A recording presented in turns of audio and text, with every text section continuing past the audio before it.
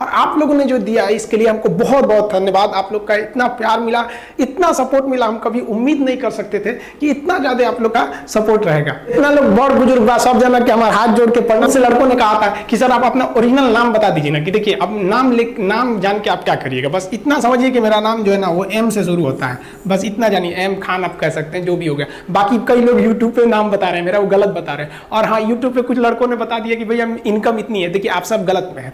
ये यूट्यूब जो है ना इनकम दिखाता है वो गलत दिखाता है, 100% गलत दिखाता है। वो 6 गुना 8 गुना ज्यादा बढ़ा के दिखाता है। और वो कितना अच्छा काम करता है कि ऊपर लिख देता है एस्टिमेटेड इनकम, मतलब मेरे अनुसार। एस्टिमेटेड मतलब नहीं समझता, अनुसार मतलब वो एवरेज नहीं बता रहा है, एस्टिमेटेड बता रहा है।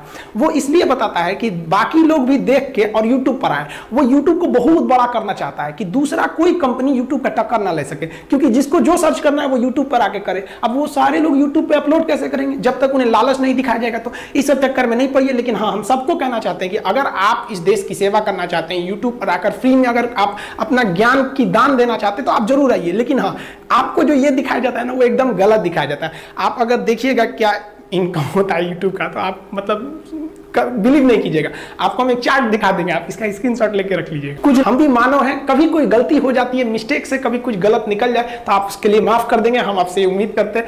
हर हम कोशिश करते हैं कि कुछ ज्यादा गलतियां ना हो, लेकिन फिर भी इंसान है, इंसान से गलतियां हो जाती है। जैसे में एकदम बढ़िया से समझ में आएला। और लोगन के जो मानसिकता बन गई बनू कि भोजपुरी के लड़का लोग खाली गाड़ी देला लोग कुछ ना कर ला, गलत मानसिकता बा। भोजपुरी भाषा से क्या करे बा, भाषा खाली आपन बात समझाए के एगो माध्यम है। भोजपुरी वाला लोगों ने बहुत आगे जाला लोग। हमनी के पढ़ते जाते इलाहाबाद में हमनी के कोनो चीज ना बुझाए ना, तो मास्टर साहब हमनी के भोजपुरी में समझा दे कि हेंगन ना हेंगन कर ना, तोरा कि जो भाषा बुझाता तो नहीं समझ, ससुरा काहे ना बुझाई। तो हमको ना ये सब आदतें हो गया ससुरा बोलने का। हम सबको कहना चाहते हैं यार, भाषा से मत किसी को तोलिएगा। बहुत लोग हम स्पेशली बोलना चाहते नहीं कि गांव के लड़का लोग के जन बुझाला कि गांव से बड़न कुछ ना कर सकी है, चाहे वो गरीब घर के बड़न वो कुछ ना कर सके। ये एकदम गलत मानसिकता बा। गांव के लड़का काहे ना कुछ कर सकेला, लोग लगे कौन चीज नहीं खे। गांव के लड़का तो और मेहनती होला। लोग हमने के जब पढ़त नहीं तो 16-16 किलोमीटर दूर जाके साइकिल से हमने के पढ़े जाइए। गांव के लेखन से मेहनत हो जाए, शहर के लेखन से हो ही क्या इतना 16 किलोमीटर साइकिल चलेंगे तो दांते लग जाइए उनके। तो today is the result of our own past action and whatever we wish to be in future is depend on our present activity,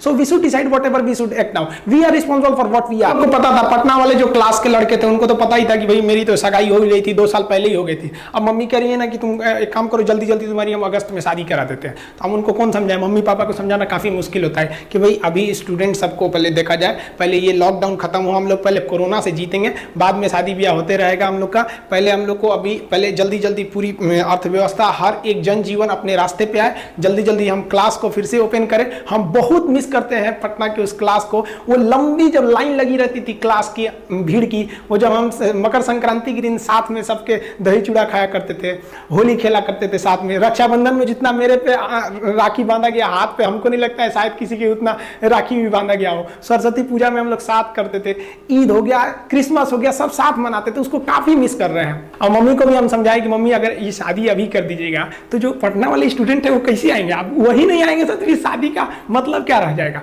तो आप जितने स्टूडेंट हैं आप लोग टेंशन नहीं लीजिए, हम सब लोग को बुलाएंगे। बारात ऐसे जाएगी ना कि मेरे ससुराल वाले ससुरा चौंक जाएगा कि बारात लाया है कि फौज लाया है। लड़के कह रहे थे कि सर मैडम का फोटो दिखाइए ना। हम कहेंगे भाई फोटो देख के क्या करेंगे, आप बारात में चलिएगा, सब का सब लोग वहीं चलेंगे। लोग जो बात तुझमें है वो तेरे तस्वीर में कहाँ, आप सब लोग को साथ में चलना है, आप लोग वेट कीजिएगा। आज परिस्थितियां सबके सामने होती है, मुसीबत सबके सामने आता है। ऐसा कोई व्यक्ति बताइए ना जिसके यहाँ कोई मुसीबत ना हो। आप हो, हम हो, हाँ थोड़ा बड़ा थोड़ा कम आता है। मुसीबत से तो घबराना ही नहीं चाहिए। मुसीबत एक ऐसी तिजोरी है जिसके अंदर आपको सफलताओं के हथियार मिलते हैं। जब मुसीबत आएगी तो आप तिजोरी खोलिए, उसमें आपको हथियार मिलेगा आप सफल होने का। लेकिन सुशांत भैया आपने तो तिजोरी खोला ही नहीं। हम लोग क्या कैसे कहें, हम लोग को आप छोड़ के चले गए। इसकी क्षतिपूर्ति कभी नहीं कर सकता है बिहार का चमकता हुआ हीरो। हम लोग ने जो आपकी मूवी देखी, जो छिछोरे मूवी थी, जो आपका धोनी में जो रोल निभाया था, क्या कहें हम आपको, आपने क्यों छोड़ के चले गए हम लोग को? हम क्या बता सकते हैं कि हम लोगों को कितना लॉस हुआ? हम आप सबको कहना चाहते हैं मुसीबत सबकी आगे होती है। आप बताइए, ये बच्चों को मुसीबत देख सकते हैं, कितनी गरीबी इनके सामने, क्या इनकी जिंदगी अच्छी है? नहीं, लेकिन ये भी संघर्ष करते हैं। तो अगर आप खुद को फ्रस्ट्रेट होकर देखना चाहते हैं तो आप अपने से बड़े लोगों को देखिए, आप फ्रस्ट्रेट हो जाएंगे। लेकिन आप खुश रह के जीना चाहते हैं तो आप अपने से छोटे लोगों को देखिए, फिर आपको लगेगा कि नहीं यार, जिंदगी ने तो हमें बहुत कुछ दिया। पता है, इन बच्चों का भगवान ने इनसे बचपना छीन लिया। और लोग कहते हैं कि इनको लोग सता रहे थे, घुटन हो रहे थे। अरे हम क्या कहेंगे, घुटन क्या चीज होती है उस बच्चे से पूछिए जो काम करता है रोटी के लिए खिलौनों की दुकान पे। वो बच्चा कैसे खेलता होगा जो दिन भर मेले में खिलौना बेचता है। लेकिन जब हम स्टार्ट किए थे ना, तो हम पटना में, मेरा शुरू में कोई मकान वगैरह नहीं था, तो हम रूम लेने के लिए गए थे, फ्लैट लेने के लिए। तो हम फ्लैट गए, हम नॉर्मली एक फ्लैट था, ये नहीं था, मैं एक चीज आपको समझने के लिए बना दी। तो वहाँ गए ना, तो उनको हमने बता दिया कि भैया हाँ इतना रेंट है। तो कहे ठीक है, सामान वगैरह रख लीजिए। उन्होंने कहा कि आप आधार कार्ड दे दीजिएगा। हम कहे ठीक, हम आपको प्रिंट करके दे देंगे। पूरे सामान वगैरह रख दिए। जब हम उनको आधार कार्ड अपना दिए ना, तो उन्होंने देख लिया कि ये तो मुस्लिम है। वो कहे कि आप अभी मेरा मकान खाली कर दीजिए, हम मुस्लिम को नहीं देते हैं। मेरा इतना, हम उस दिन फ्रस्ट्रेट हुए थे ना जिसका कोई हद नहीं। मतलब कितना बुरा लगेगा ना किसी को केवल नाम के आधार पर हटा देना। फिर हमको अजीब लगा था, ये क्या कर रहे हैं यार, ये 21वीं सदी में ऐसी मानसिकता से कैसे काम चलेगा आप लोग का।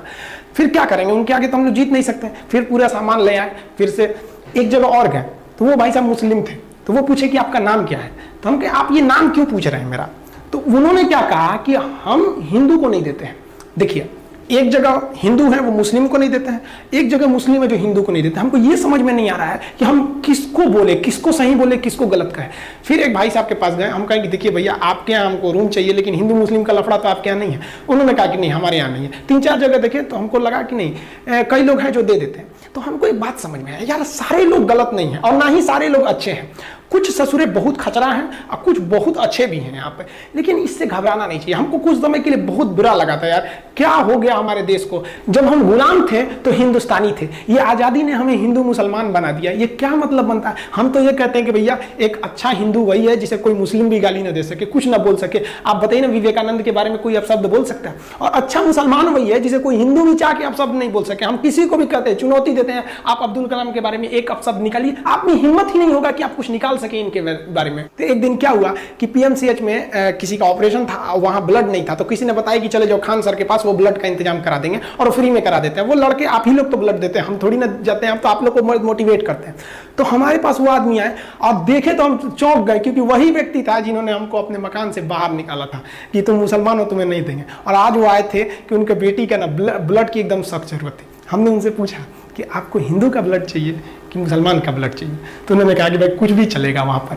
तो उनको भाई ऐसे तो ब्लड कोई पूछ के थोड़ी देता है किसका है, लेकिन फिर भी वो इंसान टोटली चेंज हो गए। और हम कुछ दिन पहले जब वहाँ गए थे तो देखे थे वो ये सब मानसिकता से हट गए हैं कि किसको देना चाहिए या किसको नहीं देना चाहिए। तो हर समस्या का समाधान, महफिल भी रोएगी, हर दिल भी रोएगा, डूबेगी कश्ती मेरी तो साहिल भी रोएगा।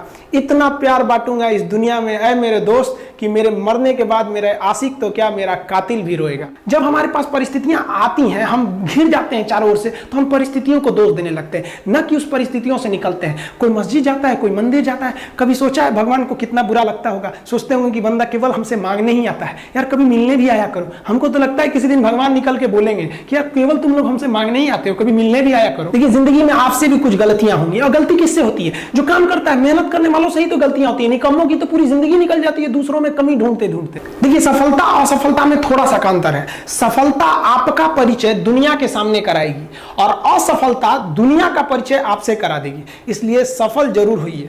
देखिए 97% लोग जो है ना, वो थक के किसी काम को छोड़ देते हैं और जिंदगी भर उन 3% लोगों के लिए काम करने लगते हैं जो कभी भी हार नहीं मानते। मेहनत बता देता है कि परिणाम कैसे मिलेगा, वरना परिणाम तो बताता ही है कि आपका मेहनत कैसा था। कुछ लोगों को लगता है कि उनके पिताजी बहुत पहुंच वाले हैं, दादाजी बहुत पहुंच वाले हैं, तो उनकी बदौलत हमें कोई काम मिल जाएगा, कोई जॉब मिल जाएगा। तो कोई ये बहुत बड़ी बात नहीं है। पहचान से मिला काम बहुत देर तक नहीं रहती है, लेकिन काम से मिलने वाली पहचान आजीवन रहती है। हम स्टूडेंट्स को कहना चाहेंगे, आजकल स्टूडेंट्स को पता नहीं क्या हो गया है ना, सोचो लड़की के पीछे पगलाया है, कहता है कि लव हो गया। भाई दुनिया में लव नहीं होता है किसी से। उससे कहिएगा कि हमको अभी मेरा किडनी खराब हो गया, 1 लाख रुपए की जरूरत है, नहीं देगा। लेकिन आप अपने माता पिता से कहिएगा कि हमको 1 लाख की जरूरत है, रियल में भी अगर हो जाएगा तो वो अपना शरीर बेच देंगे आपके लिए, लेकिन वो नहीं बेचेंगे। ये होता है लव। लेकिन लोग अट्रैक्शन को लव कहते हैं, उसके लिए पूरी जिंदगी बर्बाद कर देते हैं। ये सब बाबू गलत चीज है। जो आप अपना देखिए, आप अपना करियर छोड़ के अगर इस सब चीज में जाइएगा तो पूरी लाइफ बर्बाद हो जाएगी। आप जो रिश्ता खोजते हैं अपना कॉलेज में, कोचिंग में, ये सब परमानेंट रिश्ते नहीं हो सकते हैं। हाँ, आप गर्लफ्रेंड से शादी करेंगे तो ये आपके लिए बेस्ट लड़की होगी, लेकिन माँ बाप जो ढूंढ के लाएंगे, जो भगवान आपके लिए बनाया है, वो लड़की आपके लिए यूनिक होगी। If you will best you will number one, and if you will unique you will only one. तो याद रखिएगा, जो भगवान आपको बना के जोड़ता है ना, वो रिश्ता सबसे अच्छा होता है। अपने माँ बाप को देखिए ना, क्या झगड़े नहीं हुए, लेकिन आज भी वो लोग एक साथ रहते हैं। लेकिन फिर भी आप देखिए आजकल के जो वेस्टर्न कल्चर आ गया है, क्या वेस्टर्न कल्चर हो गया समझ में नहीं आता है। प्यार और छोहाड़ा, इसकी जिंदगी ना 1 साल होती है, 1 साल में ही खराब हो जाता है। ये वेस्टर्न कल्चर है, हमारी भारत की संस्कृति नहीं है। हम गर्व करते हैं, हमें अहंकार है, हमें गुरूर है अपने भारत की संस्कृति पर। जहां एक छोटी सी बच्ची भी गुड़िया खरीदती है ना, तो उसके लिए दुपट्टा खरीदती है। और यार अगर आपको दिल लगाना ही है तो किताबों से लगाओ ना यार, बेवफा भी निकलेगी तो मुकद्दर बना के जाएगी। दिन ना सबके लिए 24 घंटा का होता है, ऐसा नहीं है कि आपको अलग से वक्त मिलेगा, लेकिन इसी 24 घंटे में किसी को प्यार करके पति बनने का शौक है, तो किसी को मेहनत करके करोड़पति बनने का शौक है। तो आप डिसाइड करिए आपको क्या बनना है, क्योंकि बरसों बाद जब लोग ये मिलेंगे ना आपसे, तो ये नहीं पूछेंगे कि कितनी गर्लफ्रेंड है, लोग पूछेंगे कमाता कितना है, हैसियत कितनी है तुम्हारी। ये दुनिया का उसूल है कि लोग कभी भी आपसे खैरियत नहीं, आपकी हैसियत पूछते हैं। लोग एक दूसरे से वादा करते हैं कि तुम्हारा जिंदगी भर साथ निभाएंगे, कोई किसी का साथ नहीं निभाता है। लोग अर्थी और जनाजा भी ले जाते हैं ना 2 कदम, तो कंधे बदल बदल के ले जाते हैं, जबकि पता है कि आखिरी मुलाकात है। ये तो आप लोगों ने कभी देखा ही नहीं, कोई स्टूडेंट अभी तक खुशी नहीं देखा। हम आपको व्यक्तिगत बताते हैं। देखिए खुशी कब मिलेगी आपको, जिस दिन आपको जॉब मिलेगा ना, और जो पहली सैलरी मिलेगी वो भी नहीं खुशी है। जब आप अपनी पहली सैलरी ले जाके अपनी माँ के हाथों में देंगे ना, तो आपकी आंखों में आंसू होगा। आप याद करेंगे कि जिस माँ की उंगलियों को पकड़कर हमने चलना सीखा, आज उसको हमने अपनी पहली कमाई दिया है। और जब कमाने लगेंगे ना, तब समझ में आएगा कि लाखों रुपए की अहमियत कुछ नहीं है, वो 1 रुपए के आगे जब माँ स्कूल जाते वक्त दिया करती थी। और गौर से देखा करो अपने माँ बाप के आंखों में, ये वो आईने होते हैं जिसमें बच्चे कभी बूढ़े नहीं होते। अतः आप अगर आप दूसरे की बुराई करेंगे, दूसरे के पीछे रहेंगे ना, तो इसमें आपका लॉस होगा। और अगर आपकी कोई बुराई कर रहा है ना, तो आपको खुश होना चाहिए कि आप आगे बढ़ रहे हैं। बुराई उसी का लोग करते हैं जो आगे बढ़ रहा होता है, जो पहले गिरा हुआ है उसकी लोग क्या बुराई करेंगे। और जब भी आपकी कोई बुराई करे तो आप उसे सहज स्वीकार करें, और आप उसे प्रूव मत कीजिए कि हम ये नहीं है। हम लोग गलती क्या करते हैं स्टूडेंट लोग, कि प्रूव करने लगते हैं। नहीं, आपको अपने आप को इंप्रूव करना है। अगर कोई गलती हो गई है, आपको कोई बुराई कर रहा है, तो आप उसको सहज स्वीकार कीजिए। जिस दिन आपके अंदर अपनी बुराई सुनने की क्षमता आ गई, यकीन मानिए आप सफलता के दहलीज पे अपनी पहली कदम रख दिए। उस जीवन में हम जो अनुभव किए हैं, अहंकार से भी खराब चीज होता है गुस्सा। देखिए अहंकार उत्पन्न ही नहीं होगा जब तक आपको गुस्सा नहीं आए। आप ऐसे नॉर्मल बैठे हैं और आप किसी से कहिएगा कि तुम्हारी क्या औकात है, जब तक आपको गुस्सा ना आए। तो अहंकार एक पेड़ है और गुस्सा उस पेड़ का जड़ है। इसलिए गुस्सा जिस दिन आया उस दिन आप बर्बाद हो जाएंगे। किसी भी व्यक्ति को बर्बाद कराने के लिए सबसे जरूरी है गुस्सा दिलाना। आपको पता है लोहार जो होता है, लोहार वो जानता है कि लोहे को हम ऐसे नहीं मोड़ सकते हैं, बहुत ही शक्तिशाली है। इसलिए लोहार ना इस लोहे को ना आग में डाल के इसे गुस्सा दिलाता है। जब ये गुस्से से लाल हो जाता है ना, तो जहां गुस्सा आया आप अपनी ताकत खो देते हैं। और ये लोहा अपनी ताकत खो देता है, और एक मामूली हथौड़े के चोट से लोहा मुड़ जाता है। तो जिस दिन आपको गुस्सा आ गया, समझ जाइए कि आप अपनी ताकत खो रहे हैं। अपनी मंजिल को भुलाकर जिया तो क्या जिया, है दम तुझ में तो उसे पाकर दिखा। लिख दे खून से अपनी कामयाबी की कहानी, और बोल उस किस्मत को है दम तो मिटा के दिखा। आप सब लोग का बहुत बहुत धन्यवाद। मिलेंगे नेक्स्ट वीडियो में, तब तक के लिए जय हिंद।